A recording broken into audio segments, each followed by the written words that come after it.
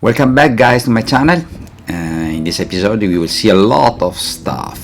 First of all, Andrea is checking the roller of the boat roller because I need to change the shape and the dimension of the roller, because this is the copy of original one, but I want to make one better so the chain and the anchor will fit very well in this new roller. So Andrea checked the measure and I designed a new roller as I like and as I think work better with the spade anchor and the chain.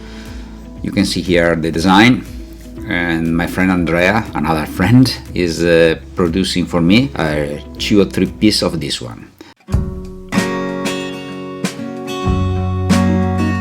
And here we are, the installation of the protection of Teak rail, made by stainless steel and arrived straight from Hallberg Rassy shop. After some months in the water, I noticed that the mooring line makes some grooves on the wood on the Teak rail. Every day and the movement of the boat could ruin your Teak rail, so I decided to install this protection.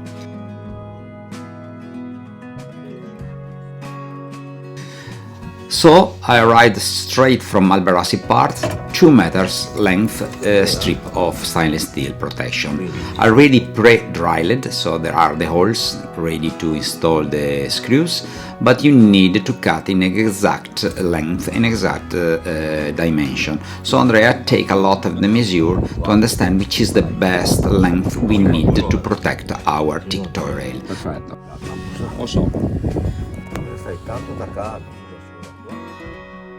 It's very easy to understand the position for the protection in the bow cleat and the stern cleat, but in the mid cleat we need to split these strips in 2 parts. Hallberg Rassy normally do it because here the Teak rail is not too wide, so there is not too much space to install it on the wood. Same problem we have on the bow cleats. There is not too much wood to install it, so we need to install them little inclinated outside, but we will see soon. Andrea is checking the direction of the line to make the correct length of the strip.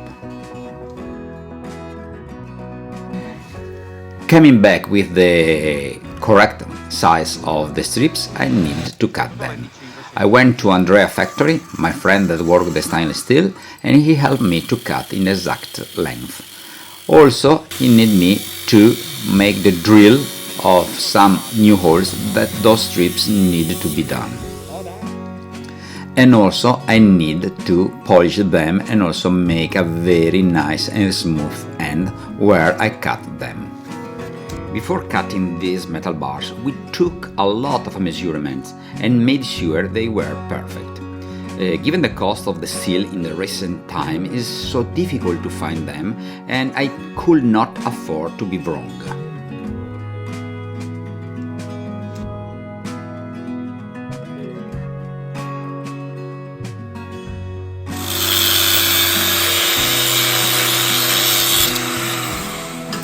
As you can see, my clothing is not suitable for the job I'm doing, but I won't try to round the ends of these stainless steel bars to prevent that the mooring line could be damaged.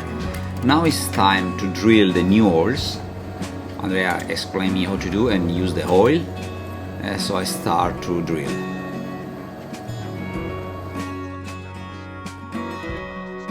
Coming back to the shipyard, with all the correct size of the bar, me and Andrea start to install them. Andrea is check the dimension of the bars and also check the dimension of the screw that we need to be used. We have 2 types, the 3.5mm and 2.9mm, as you can see in the picture. The best suit for these bars are 3.5 because make a very smooth looking. So we decided to use the 3.5mm stainless steel screws with the length of 90mm.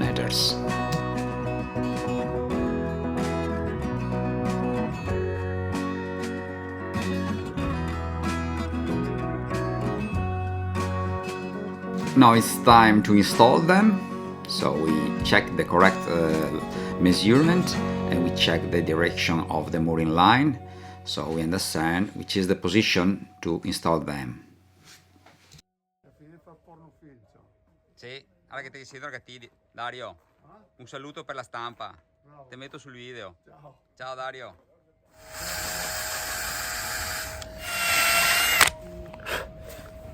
Okay, first drill do it. Andrea is countersink the holes with the screws. Work very well this trick. And now the first screw. After that we start to drill all the holes to install the screw. Remember always to make a drill before install the screw, if not you broke your teak. I use this sealant, the Wurt one. I used for many years in the past and worked very well for make waterproof all the installation. So Andrea is take a little quantity and install the screw, the 3.5 90 millimeters, and start to install all the screw forever. We are in the stern cleats and we have a lot of space, fortunately about 5 millimeters from the cleats. I don't want that the stainless steel touch the aluminium, if not it could react and make some problem in the future. So we leave 5 millimeters in all the cleats.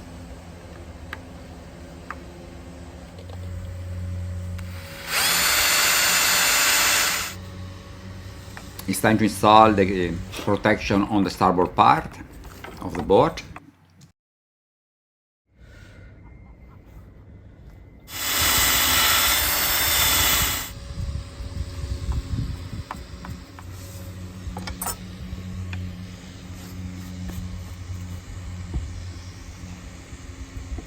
Easy way to countersink the holes with the screwdriver. This works very well, very easy. A little sand of the Teak, some sealant, and we go and install it. It will stay for a long time.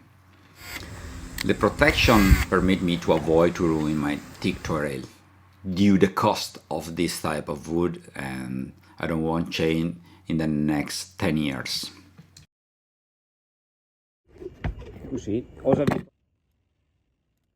Install the protection on the mid cleats is quite different. We decided to split this protection because there is no space to install near the cleats, and if we install near the cleats we went very close to aluminium or touch the aluminium cleats with corrosion problem in the future. So Hallberg Rassy already make some boats with this split of stainless steel Teak protection. So I decided to use the same way. One length more bigger in the front and one smallest in the back. So in any case the protection with the springs will be correct.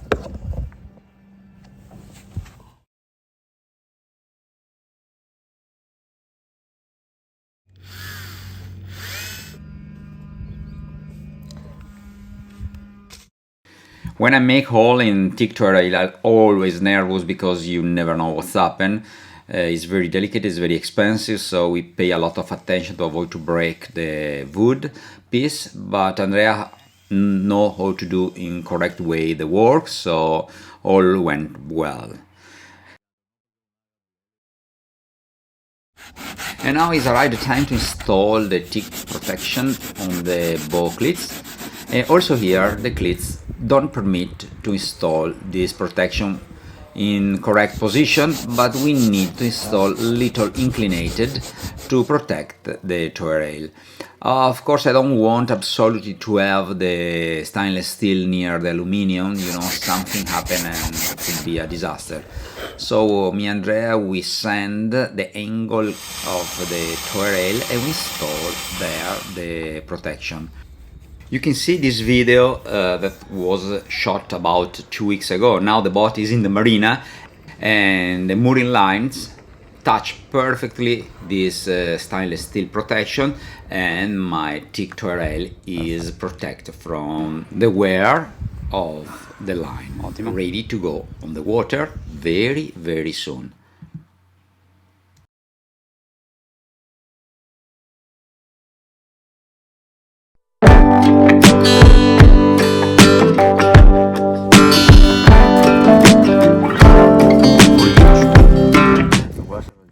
Yes guys, it's time to install the new anode on the sail drive, on the propeller and on the hull. So we start to take out the protection, nylon protection of my sail drive. Andrea check everything, and you can see the original zinc anode are quite gone, so before going in the water we need to replace them. The anode you see installed are the original ones arrived with the new engine. Now it's time to change them, but I must say that the Volvo no longer has zinc anodes, but it does them in aluminium alloy, so I had to change all my anodes line from the sail drive, from the propeller and also on the hulls. But first of all we take out the zinc one and we clean all the bed of the anodes, because we need a very nice and tidy touch of the anodes to avoid to ruin your propeller. Andrea is cleaning all the calcareous stuff that is still there, and we are ready to take out also the sail drive anodes. The aluminium anodes are 20% cheaper than the zinc alternatives, but not the Volvo ones that always cost a fortune. But I need to use the original one because my engine is still on guarantee for 2 years, so we need to buy the original stuff. Aluminium anodes also work well both in salt water and brackish water. I have the boat in brackish water, so I'm quite relaxed with this type of anodes. And also they are very lighter. I have 2 kilos, 3 kilos of anode in the hull. Now I have 1.5 kilos of very lighter stuff now on my boat. We will see how they work in the next future, when I lift the boat the next year, but for the moment I need to use those type of zinc. Andrea is cleaning everything and we install the new one anodes. This is the anodes of the hull. Andrea is cleaning the base to get a very nice and good electric contact. There is a calcareous deposit, and after that we will install the new aluminium anodes. I hope you enjoyed this video. If you like the video, remember to leave a thumb up. We see you on the water.